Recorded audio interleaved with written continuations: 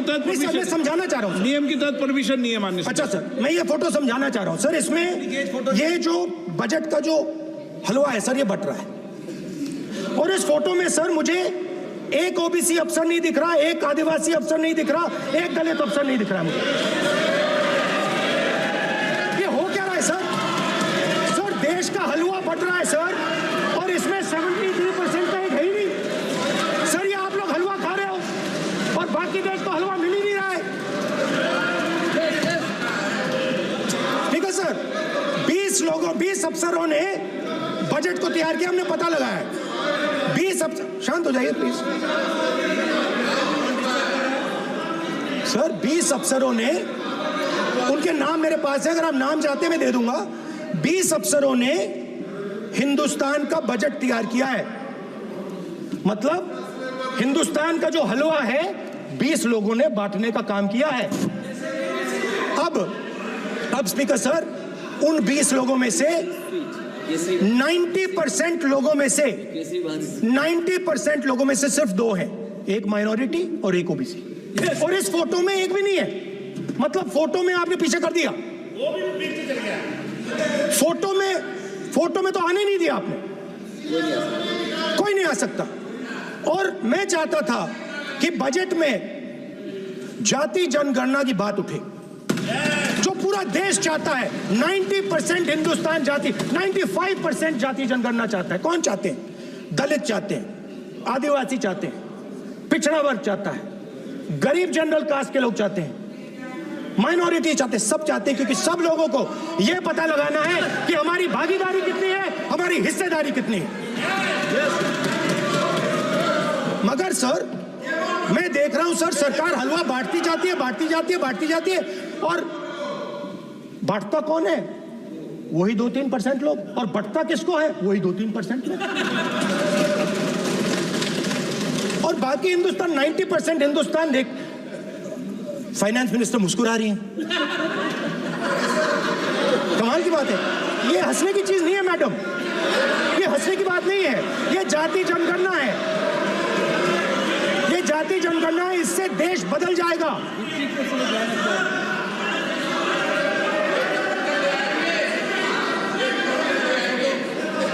Sir आपको sir ये जो कमल सर, जो पद्मव्यूह वाले हैं, उसको चक्रव्यूह को पद्मव्यूह भी कहा जाता है सर। जो पद्मव्यूह वाले हैं, इनको गलतफहमी है। ये सोचते हैं कि देश के युवा, देश के पिछड़े लोग अभिमन्यु हैं। देश के पिछड़े लोग अभिमन्यु नहीं है, अर्जुन है।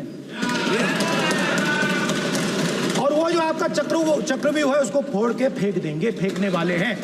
पहला कदम इंडिया गठबंधन ने ले लिया, पहला कदम इंडिया गठबंधन ने ले लिया। आपके प्रधानमंत्री की कॉन्फिडेंस को हमने उड़ा दिया। मतलब आपके प्रधानमंत्री भाषण में आ ही नहीं पा रहे। और मैं आपको एडवांस में बता देता हूं, मेरे भाषण में कभी नहीं आएंगे सर। अरे सर, इसमें क्या गलती है सर? एक बात बताइए।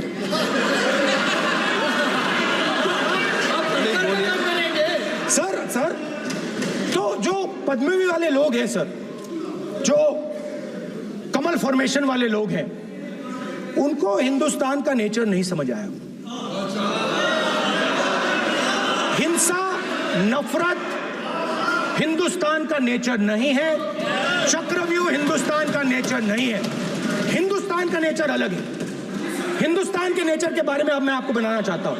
हर धर्म में चक्रव्यूह के खिलाफ फॉर्मेशन होता है, हर धर्म में। माननीय सदस्य, आप जानते हो हिंदू धर्म में चक्रव्यूह का ऑपोजिट क्या होता है, जानते हो आप चेयर को एड्रेस। मैं बताता हूं सर। शिव की बारात होती है सर। शिव की बारात में कोई भी आ सकता है, किसी भी धर्म का कोई भी व्यक्ति आ सकता है, बारात में आ सकता है, नाच सकता है, गा सकता है, अपना सपना देख सकता है।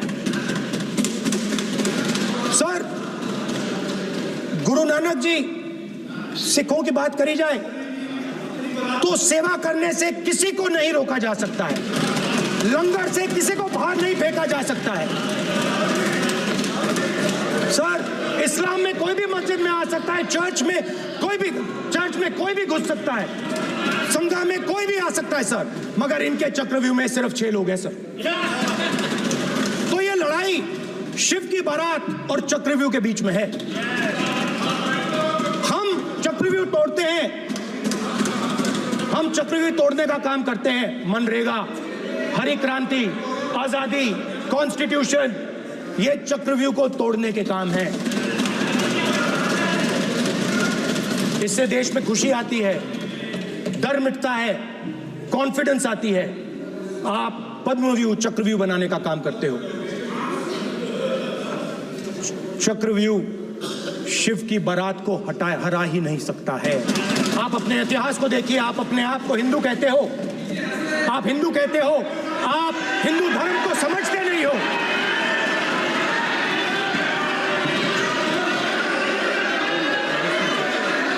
आप चक्रव्यूह बनाने वाले लोग हो। आपका Hindu bogus bogus. Speaker sir, तो अंत में मैं ये कहना चाहता हूं, अब शांत हो जाए, खत्म कर रहा हूं सर, घबराइए मत, डरो मत, डरो मत। स्पीकर सर, सर कुछ महीने पहले सर, मैं जो आपने चक्रव्यूह, स्पीकर सर, जो चक्रव्यूह बनाए गए हैं, नहीं कोई अपमान नहीं किया, मैंने कोई अपमान नहीं किया, मैं कर नहीं सकता कभी, जिंदगी भर मरने तक मैं अपमान नहीं कर सकता। क्या बात कर रहे हो आप, क्या बात कर रहे हो सर? तो आपने ये छोटे छोटे चक्रव्यूह बना रखे हैं, मैं इनको समझने की कोशिश करता हूं अपने छोटे से तरीके से। कुछ महीने पहले मैं 6-7 घंटे बढ़इयों के साथ काम किया। वहां विश्वकर्मा जी थे, उनसे मैंने एक सवाल पूछा। मैंने उनसे कहा कि आपको किस चीज से दुख होता है, किस चीज से आपको दर्द होता है? उन्होंने मुझे कहा, राहुल बात सुनिए, आपको समझ आ जाएगी, बात सुनिए, समझिए। सर इंटरप्ट कर रहे हैं सर, अब तो देखिए, आप इतना इंटरप्ट करते हो, मैंने बेटे आप तो पूरे भाषण में बेल में आ जाते हो, सवाल करते हो इंटरप्ट करने का। स्पीकर सर, तो मैंने विश्वकर्मा जी से पूछा कि आप यहाँ सालों से बढ़ाई का काम कर रहे हो, आप सालों काम पूरे देश में, अगर आप देखोगे मिलेंगे, ढूंढो, आपको अपने घर में नहीं मिलेंगे, पूरे देश में मिलेंगे, ढूंढो आप उनका जवाब। तो मैंने उनसे पूछा, विश्वकर्मा जी आपको दर्द किस बात का होता है, दुख किस बात का होता है? तो उन्होंने कहा, राहुल मैं ये टेबल बना रहा हूं, मगर राहुल जी कहा, राहुल जी अब कहा वो मुझे अच्छा नहीं लगा, मगर कहा सच्चाई है। तो उसने कहा, राहुल जी मुझे दुख इस बात का होता है, कि मैं ये टेबल बनाता हूं, मगर जिस शो